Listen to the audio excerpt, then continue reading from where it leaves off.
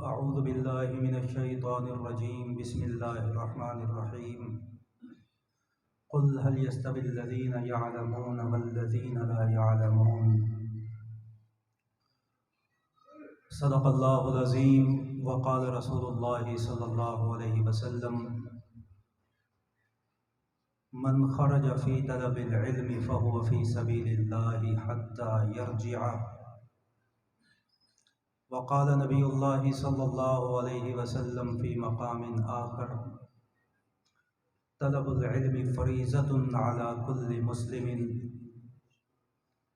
وقال نبی اللہ صلی اللہ علیہ وآلہ واصحابہ وبارک وسلم فی موضع آخر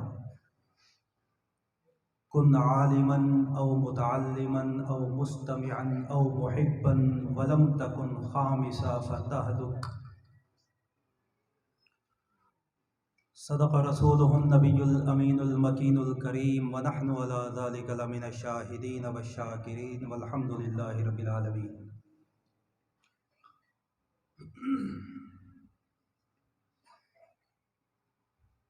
انتہائی واجب الاحترام بزرگان دین اور نوجوان ساتھیوں، ہمارے ادارہ جامعہ دارالعلوم اسلامیہ کے طالب علم جو کل تک طالب علم تھے ضابطے کے لحاظ سے، آج الحمدللہ دستار فضیلت کے بعد علماء کی صف میں شامل ہو چکے ہیں۔ میری مراد عزیزم مولوی رانا محمد بلال صاحب، اللہ رب العزت ہمارے اس برادر کو اپنے علم پر عمل کرنے کی اور اہل علاقے کے لیے نفع مند بننے کی توفیق عطا فرمائے۔ ایکو تھوڑی سی کم کر دو، بیس بھی تھوڑا کم کر دو، بند مسجد ہے نا، آواز خراب ہے۔ میں چند ایک باتیں آپ کے سامنے کرنا چاہتا ہوں۔ آپ یہ توقع بالکل نہ رکھیے گا کہ میں اتنا جوشیلا بیان کروں گا کہ آپ کی سماعتوں پہ وہ گراں گزرے۔ میں چند ایک باتیں عمل کی نیت سے، وہ بھی احادیث کی روشنی میں آپ کو سنا کر، چونکہ میں حدیث کا طالب علم ہوں، بچوں کو یا تو پیچھے بھیجا کریں یا چپ کرایا کریں، یہ ہمارے جلسوں کا رواج ہے، بچے آگے اور سیانے پیچھے۔ آپ توجہ ہے آپ کی میری طرف سے؟ جن کی توجہ ہے بلند آواز سے بولیے۔ میں قرآن و حدیث کا طالب علم ہوں، تو چند ایک باتیں قرآن و حدیث کے حوالے سے اور اس محفل کے حوالے سے میں عرض کرتا ہوں۔ یاد رکھیے، ہر چیز کی ایک تاریخ ہوتی ہے، اس کی ایک بنیاد ہوتی ہے۔ دینی مدارس کی جو تاریخ ہے وہ نہ تو دیوبند سے شروع ہے، نہ ہی صفہ کے چبوترے سے شروع ہے۔ توجہ فرمائیں، دینی مدارس کی تاریخ جو سب سے پہلا دینی مدرسہ قائم ہوا اس کائنات میں، وہ دیوبند سے بھی پہلے، وہ صفہ کے چبوترے سے بھی پہلے، وہ مسجد نبوی کے مدرسے سے بھی پہلے عرش الہی پہ قائم ہوا کہ وَعَلَّمَ آدَمَ الْأَسْمَاءَ كُلَّهَا۔ جس مدرسے کا محتمم اللہ تھا، جس کا متعلم حضرت آدم علیہ السلام تھے، تو سب سے پہلا مدرسہ تو وہی ہے جو عرش الہی پہ قائم ہوا۔ دنیا میں جتنے علوم و فنون ہیں، جتنے ان کے ادارے ہیں، اگر وحی کے علم سے نکل جائے بندہ تو ہر ادارے کی کوئی نہ کوئی دنیاوی تاریخ ہے۔ یہ دینی مدارس اور وحی کے علوم کے حامل دینی ادارے ایسے ادارے ہیں جن کی تاریخ کا دنیا سے کوئی تعلق نہیں، بلکہ ان کی ابتدا عرش الہی پہ قائم اللہ رب العزت کے اس مدرسے سے ہوئی جس مدرسے کے سب سے پہلے طالب علم ہم سب کے باپ حضرت آدم علیہ السلام تھے۔ یہی وجہ ہے کہ اللہ رب العزت نے اس وحی کے حاملین کے بارے میں خود فرمایا کہ کل، اے پیغمبر میری امت کو بتائیے، هل يستوي الذين يعلمون والذين لا يعلمون، کیا کبھی عالم اور غیر عالم بھی برابر ہو سکتے ہیں؟ یہ استفہام انکاری ہے، تفسیر کی زبان میں اسے استفہام انکاری کہا جاتا ہے۔ مطلب یہ ہے کہ یہ تو ہو ہی نہیں سکتا کہ کوئی عالم دین ہو اور دوسرا غیر عالم دین ہو اور دونوں کا پلڑا اللہ کی دربار میں وزن برابر ہو جائے۔ اللہ رب العزت بتانا یہ چاہتے ہیں کہ محبوب میری امت کو بتائیے کہ ایسا ہو نہیں سکتا کہ عالم اور غیر عالم برابر ہو۔ اگر یہ بات کوئی عالم کہتا تو ممکن ہے کوئی ناراض ہو جاتا، کوئی یہ کہتا کہ بھائی دیکھو اپنی تعریف کر رہے ہیں۔ اگر یہ بات کوئی شیخ الحدیث مولوی حافظ کہتا تو عین ممکن تھا کہ کسی کے ماتھے پہ بل آ جاتے کہ اپنے گن گا رہے ہیں کہ عالم اور غیر عالم برابر نہیں۔ لیکن یہ بات کرنے والی اللہ رب العزت کی ذات ہے جو خالق کائنات ہے، مالک لم یزل ہے۔ اللہ نے فرما دیا، محبوب انہیں بتا دیجئے جو عالم کا مقام ہے وہ غیر عالم کا مقام نہیں ہے۔ اور اللہ کے رسول نے علم دین کی اتنی بڑی قیمت لگائی ہے، آپ اندازہ کیجئے کہ اس سے زیادہ جو قیمت اللہ اور اللہ کے رسول نے علم دین کی لگائی ہے، اس سے زیادہ کائنات میں کسی چیز کی قیمت اور وقت ہے ہی نہیں۔ حضرت عبداللہ بن مسعود سب کہیے رضی اللہ تعالیٰ عنہ، اس امت کے فقیہ ہیں۔ صحابہ میں یہ مشہور تھا کہ جس قوم کے اندر ابن مسعود موجود ہو اس قوم کو زیب نہیں دیتا کہ مسئلہ کسی اور سے پوچھے۔ آپ کی توجہ نہیں ہے، اتنے بڑے عالم لیکن قد پست تھا، لمبا نہیں تھا، جسم لاغر اور کمزور تھا، شکل بھی درمیانی تھی، لیکن تھے عالم، حدیث کے عالم، قرآن کے عالم، حدیث سے مسائل کو مستنبط کرنے کے عالم۔ حضرت عبداللہ بن مسعود ایک مرتبہ بلندی پہ چڑھے کسی دیوار پہ، باغ کی دیوار پہ، ان کے جسم کی نحیفی اور کمزوری اور لاغر پن کو صحابہ نے دیکھا کہ باریک باریک ایڑیاں ہیں، اور صحابہ مسکرا پڑے۔ ہوتا ہے نا، کسی ایسے بندے کو دیکھ لیں تو آدمی کو ہنسی آ جاتی ہے کہ یار کتنا پتلا ہے۔ توجہ، صحابہ مسکرا پڑے۔ حضور نے دیکھا کہ میرے صحابہ ابن مسعود پہ مسکرائے ہیں۔ حضور نے فرمایا کہ میرے صحابہ کیا ابن مسعود کے لاغر جسم کو دیکھ کے مسکرائے ہو، اس کی پتلی ایڑیوں کو دیکھ کر مسکرائے ہو؟ صحابہ کہنے لگے جی یا رسول اللہ، اتنی باریک ایڑیاں، اتنا پتلا جسم دیکھ کے ہمیں ہنسی آ گئی۔ توجہ، حضور نے فرمایا والذی نفس محمد بیدی، قسم ہے اس ذات کی جس کے قبضے میں محمد کی جان ہے، ابن مسعود کی ایڑیوں کا وزن اللہ کے عرش کی دربار میں احد پہاڑ سے زیادہ وزنی ہے۔ یہ علم کی قیمت ہے، یہ علم کا وزن ہے جو اللہ نے لگایا ہے، یہ علم وحی کا وزن ہے جو اللہ رب العزت نے لگایا۔ نبی اکرم صلی اللہ علیہ وسلم نے ایک مقام پہ فرمایا من خرج فی طلب العلم فہو فی سبیل اللہ حتی یرجع، جو آدمی دین کا علم طلب کرنے کے لیے نکلتا ہے وہ تب تک اللہ کے راستے میں رہتا ہے جب تک واپس نہ آ جائے۔ اور ایک حدیث میں حضور اکرم صلی اللہ علیہ وسلم نے فرمایا کہ فرشتے اس کے پروں کے نیچے پر بچھاتے ہیں۔ آپ یہاں پہ آئیں اور 2-3 میل تک کوئی سرخ قالین بچھا دیں تو آپ خوشی سے پھولے نہیں سمائیں گے کہ قالین ہے، دنیا کا ہے، 2-3 میل بچھایا ہے۔ 2-3 میل بھی نہیں بچھاتے حضرت، چند 100 گز قالین بچھا دیا جاتا ہے، وہ بھی تھوڑا میلا، تھوڑا کچیلا سا، ایسے ہلکا سا، اور آدمی پھولے نہیں سماتا کہ میرے پیروں کے نیچے قالین بچھایا گیا۔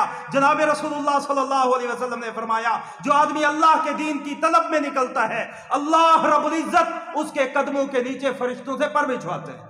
حضرت تشریف لا چکے ہیں، نعرہ تکبیر، بلند آواز سے نعرہ تکبیر۔ خطیب یورپ و ایشیا حضرت مولانا محمد یحییٰ عباسی صاحب، نعرہ تکبیر۔ توجہ فرمائیے، چند ایک باتیں کر کے بات کو ختم کرتا ہوں۔ حضرت تشریف لا چکے ہیں، حضرت اپنا بیان فرمائیں گے آپ کے سامنے۔ 1:30 بجے کتنا ٹائم ہو گیا؟ چلیں 2-3 باتیں اور سماعت فرما لیجئے۔ نبی اکرم صلی اللہ علیہ وسلم نے فرمایا کہ تمہیں کیسا ہونا چاہیے؟ فرمایا کن عالمن، توجہ، فرمایا یا تو عالم بن کے رہو، औ मुतअल्लिमन, आलिम नहीं बन सकते तो तालिब इल्म बन के रहो। या रसूल अल्लाह, इतनी फुर्सत तो है नहीं, मैंने दुकान भी चलानी है, मैंने कारोबार भी चलाना है, मैंने घर बार भी चलाना है, मैंने सब कुछ करना है, मैं आलिम भी नहीं बन सकता मदरसे में जाकर। कौन 9 साल लगाएगा जाके? क्या बनूं? मुतअल्लिम। या रसूल अल्लाह, मुतअल्लिम भी नहीं बन सकता, अब तो बूढ़ा हो चुका हूं, बालों में सफेदी आ चुकी है, मदरसे में जाऊंगा, तालिब इल्म बनूंगा, बच्चे हंसेंगे, लोग हंसेंगे। हुजूर ने फरमाया आलिम भी नहीं बन सकते, मुतअल्लिम भी नहीं बन सकते, मुस्तमिअन, तो आलिम और तालिब इल्म को सुनने वाले बन जाओ। जहां पे ये मजलिस लगे वहीं पे चले जाया करो, अल्लाह रब्बुल इज्जत इन्हीं की सफ में शामिल फरमा देंगे।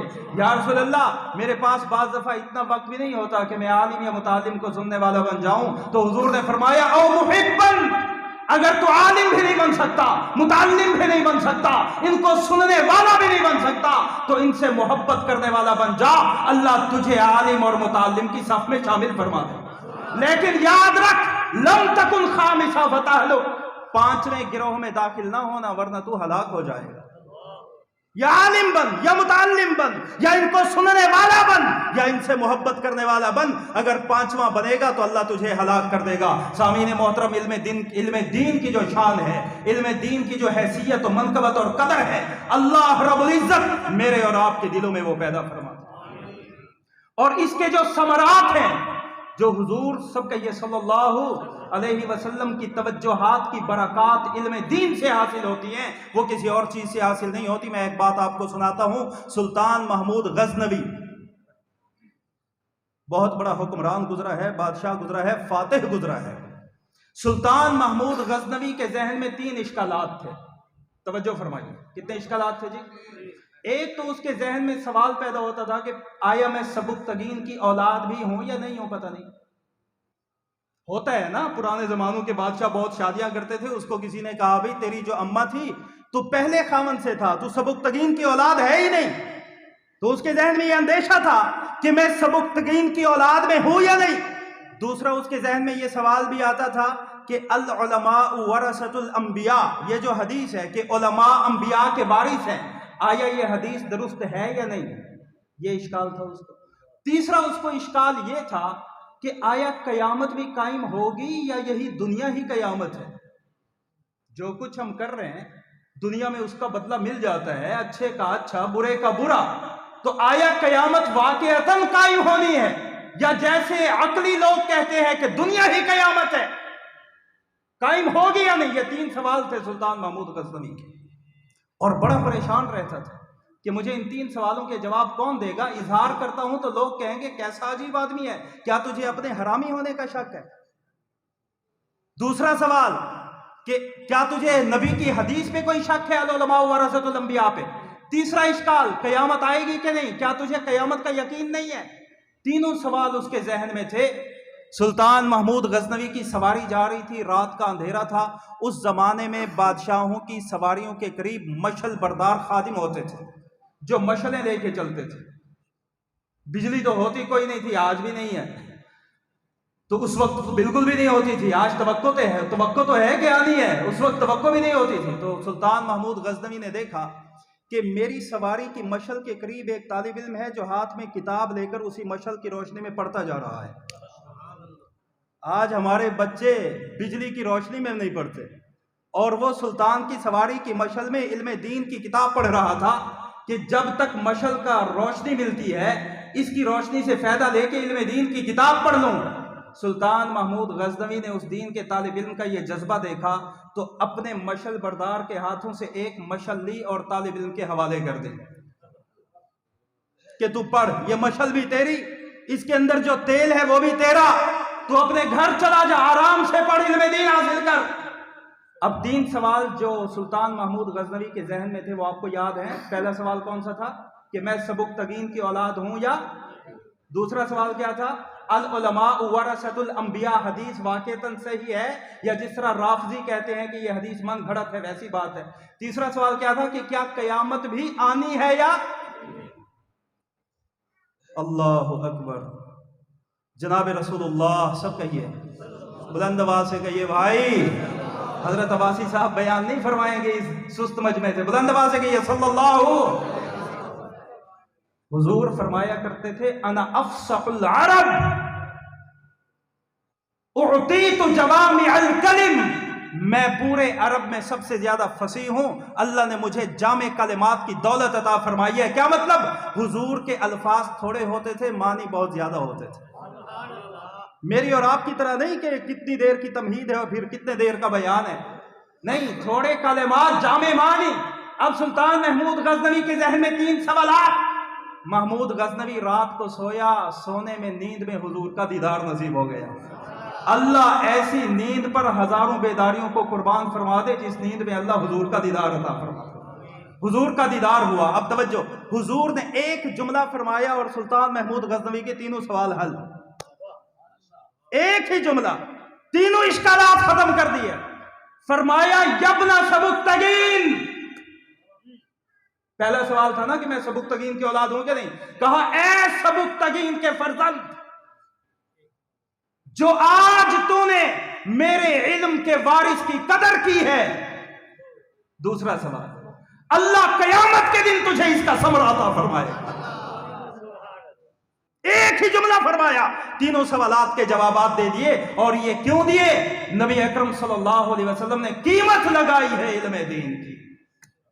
तो इल्म दीन की बहुत बड़ी कीमत है। अपने बच्चों को, अपने नस्लों को इल्म दीन के लिए वक्फ फरमाइए। एक बच्चा जरूर मदरसे में दीजिए, और ऐसा बच्चा भी नहीं जो स्कूल में ना चलता हो, जिसके नंबर कम आते हो, वो बच्चा आप मदरसे में भेज दें कि चलो मियाँ पल भी जासी दे पढ़ भी जासी। मौलवियों को दो, पलेगा भी सही। और वो बच्चा मदरसे में दीजिए जिस पे आपको यकीन हो कि मेरे बच्चों में सबसे ज्यादा ज़हीन यही है, सबसे ज्यादा फतीन और ज़की यही है, वही अल्लाह के रास्ते में दीजिएगा। मैं ये बात अक्सर बताता नहीं, आज अम्मे मुकर्रम चचा जान हजरत अब्बासी साहब मौजूद हैं, इनको भी सुना देता हूँ। हजरत तो अच्छी तरह जानते हैं, मैं स्कूल में जब पढ़ता था, मेरी पहली पोजीशन आती थी स्कूल में। वालिद साहब ने मेरी उंगली पकड़ी, मदरसे दाखिल करा दिया। अगले हाई स्कूल में जिसमें मैंने जाना था, वहां के असातिज़ा आ गए मेरे वालिद साहब के पास, और मैं उस मजलिस में मौजूद था। वालिद साहब के पास है, वालिद साहब कहने लगे, भाई इसको मौलवी बना के ज़ाय कर दोगे, ये बड़ा ज़हीन बच्चा है, इसको इंजीनियर बनाओ तो बन जाएगा, साइंसदान बनाओ तो भी बन जाएगा, इसको मदरसे में ज़ाय ना करो। बल्कि मेरे दूसरे भाइयों का नाम लिया कि उसे मौलवी बना दो, इसे मौलवी बना दो, इसे ना बनाओ, हम इसे स्कूल लेकर जाएंगे। वालिद साहब फरमाने लगे कि तुम ये चाहते हो मैं वो बच्चा दूं जिस पे मुझे भरोसा नहीं, और अल्लाह ये फरमाता है, लन तनालुल बिर्रा हत्ता तुनफिकू मिम्मा तुहिब्बून, तुम नेकी के मेयार को पहुंच ही नहीं सकते जब तक मेरे रास्ते में वो चीज ना दे दो जो तुम्हें सबसे ज्यादा पसंद है। तो अपना वो बच्चा मदरसे में भेजिएगा जो जहन के एतबार से आपको सबसे ज्यादा पसंद हो, वो बच्चा मदरसे भेजिए। और याद रखिए, आज लोग बैंक बैलेंस बनाते हैं, आखिरी बात करके बात को खत्म कर रहा हूं, बैंक बैलेंस बनाते हैं, जायदादें बनाते हैं, दुकान पे दुकान बनाते हैं, कारोबार पे कारोबार बढ़ाते हैं कि कल को हमारी नस्लों को ये नफा देगा। करते हैं कि नहीं करते जी? मैं आपको बताऊं नस्लों को क्या नफा देता है, कुरान से बता रहा। नस्लों को क्या चीज नफा देती है, आज सुन लीजिए अल्लाह के कुरान से। ना तो आपकी नस्ल को आपकी दुकान फायदा देगी, ना आपकी जायदाद फायदा देगी, ना आपका कारोबार फायदा देगा, ना आपकी ज़राअत और माल फायदा देगा। अगर नस्ल को कुछ फायदा पहुंचेगा तो आपकी दीनदारी से पहुंचेगा। सूरतुल कहफ हर जुमे के दिन आप पढ़ते हैं, जो नहीं पढ़ते उन्हें भी पढ़नी चाहिए। सूरतुल कहफ में अल्लाह रब्बुल इज्जत ने फरमाया, हजरत मूसा और खिजर का पूरा लंबा किस्सा है। उस किस्से का एक जुज़ है कि हजरत खिजर अलैहिस्सलाम और मूसा अलैहिस्सलाम गए, एक बस्ती में खाना मांगा, उन्होंने खाना देने से क्या कर दिया जी? जी खाना माना कोई नहीं, अपना खुद कमाओ और खुद खाओ।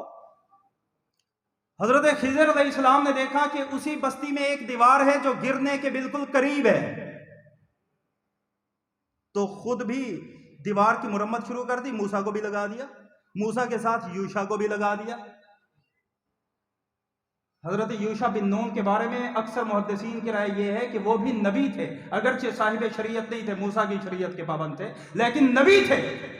3 नबी मजदूरी कर रहे हैं एक दीवार को बनाने के लिए।